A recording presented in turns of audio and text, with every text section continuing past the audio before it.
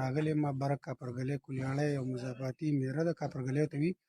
هغې کې کومه چې دا اوس زلزله وشوه الله دې نور خیر کړي په هغې کې دا یو کور متاثره شوی دی. دا دیوالونه هر څه یې غورځېدلي دي. هغه ښه وه انسانانو ته مال څاروو ته دې ته خو خدای پاک خیر کړی دی، خو نور چې کوم داسې د لوښو موښو د کټونو د دې کوم دغه و نو هغه نقصان شوی دی او الله دې نور خیر کړي ځکه چې ډېره زیاته تیزه زلزله وه او بس چې څومره په کوم ځای کې د چا هم څه نقصان شوي څه دغه نو مهرباني وکړئ چې کوم ځوانان کوم هلکان د کلي خلک یې هغه له ځان ورسوئ